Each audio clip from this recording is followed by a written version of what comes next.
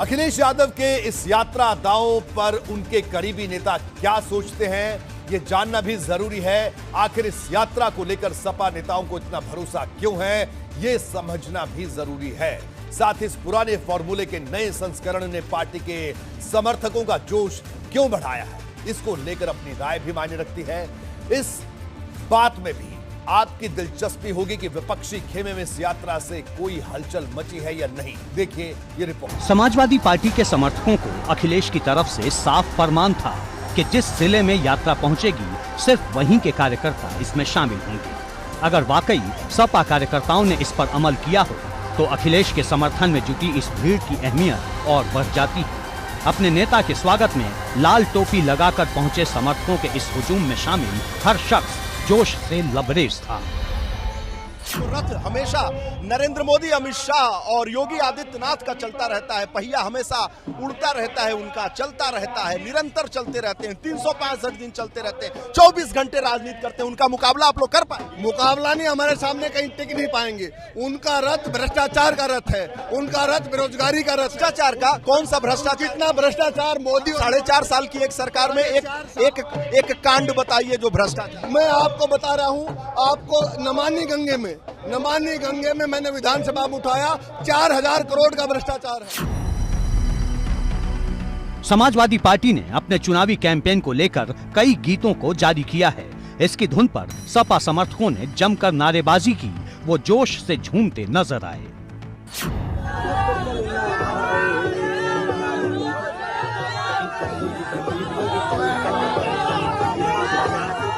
मैं ये कहूंगा कि क्रांति रथ का इतिहास समाजवादी पार्टी में बहुत पुराना है और बहुत शानदार है। जब नेताजी क्रांति रथ लेकर के निकले तो गरीबों, कमजोरों, मजलूमों, दलितों, मुसलमानों, अगड़ों, बेरोजगार नौजवान और महिलाओं की आवाज बने और उत्तर प्रदेश में सरकार बनाई। सबसे पहले माननीय अखिलेश यादव जी 2001 में क्रांति रथ लेकर के निकले।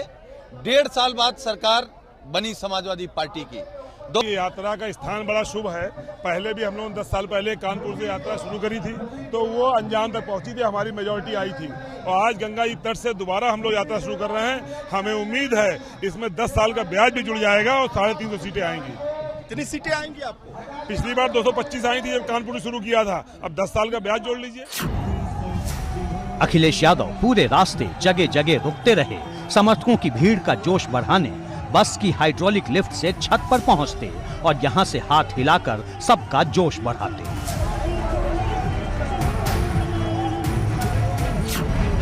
विजय यात्रा का काफिला जब कानपुर के घाटमपुर पहुंचा तो यहां अखिलेश यादव ने एक बड़ी जनसभा की। यहां भी अखिलेश भाजपा पर हमलावर दिखे। अखिलेश ने कहा कि इस बार यूपी में सपा की सरकार बननी तय है।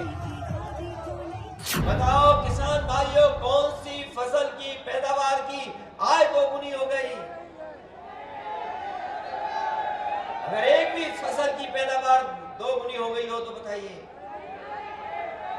यही भारतीय जनता पार्टी के लोग जो सत्ता में बैठे हैं, इन्होंने कहा हमें बहुमत दे दो, हम किसानों की आय दोगुनी कर देंगे। आय दोगुनी नहीं हुई, महंगाई दोगुनी हो गई है। ये प्लांट कोई छोटा प्लांट नहीं है। समाजवादी सरकार नहीं होती तो ये बिजली का कारखाना नहीं लग पाता। अगर कहीं बिजली का कारखाना लगा यहाँ पर तो पूरा का पूरा समाजवादी पार्टी की देन है। समाजवादी पार्टी की सरकार नहीं होती तो शायद कारखाना नहीं लग पाता। और ये कितना बड़ा बिजली का कारखाना लगा है।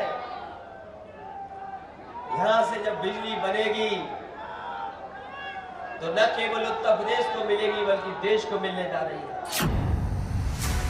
एक तरफ लोगों की नजरें अखिलेश यादव पर टिकी थीं, तो दूसरी तरफ उनके चाचा शिवपाल यादव पर। जिस दिन से अखिलेश यादव की चुनावी यात्रा की शुरुआत हुई, उसी दिन शिवपाल यादव भी अपने चुनावी रथ पर सवार हो गए।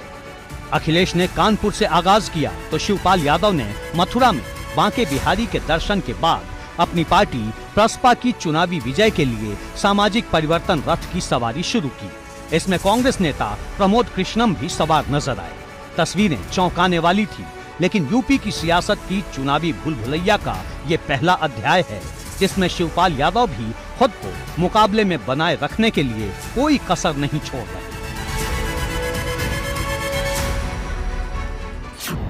सत्ता परिवर्तन के लिए हमने परिवर्तन रथ से शुरुआत की है और आज यहाँ कृष्ण जी की जन्म स्थली है। साफ है कि उत्तर प्रदेश में चुनावी संग्राम का मैदान सज चुका है और इसके लिए कोई दल जोर आजमाइश में पीछे नहीं रहना चाहता। विरोधियों के खिलाफ मोर्चाबंदी में सभी आगे हैं। बेहतर होता जब उत्तर प्रदेश के लोगों को अखिलेश यादव जी की जरूरत थी तब निकलते, तब संघर्ष करते। जहां नरसंहार हुए थे, जहां बलात्कार हुए थे, जहां महिलाओं के साथ सीधा रण हुआ था, ऐसी घटनाओं पर गए होते तो मुझे लगता है आज उन्हें रथ यात्रा करने की जरूरत नहीं पड़ती, आज उन्हें बाहर निकलने की जरूरत नहीं पड़ती, लोग उन्हें स्वीकार करते। माननीय अखिलेश यादव जी आज रथ यात्रा लेके निकले हैं। 5 साल वो क्या कर रहे थे, तो रथ यात्रा लेके निकलना हो सकता है कि उनके यहाँ ये परंपरा रही हो या जिस वजह से भी वो है कि उन्होंने ये कहा कि वो 2011 में भी लेके निकले थे, तो एक ये फीलिंग उनके अंदर हो सकती है। पर इससे जनता में कोई फर्क नहीं पड़ने वाला है कि वो रथ यात्रा लेके निकले तो जनता उनके साथ जुड़ जाएगी। जब तक हम जनता के असल मुद्दों पर काम नहीं करेंगे तब तक जनता उत्तर प्रदेश की किसी भी दल के साथ नहीं जुड़ती। सपा ने सड़कों पर बड़ा शक्ति प्रदर्शन करके इस वक्त तमाम विरोधी दलों के मुकाबले लीड ले ली है। अब ये भीड़ चुनावी माहौल को कितना गरमाएगी ये देखना बाकी है। एबीपी गंगा के लिए कानपुर से रतीश त्रिवेदी और नितिन उपाध्याय के साथ वीरेश पांडे की रिपोर्ट।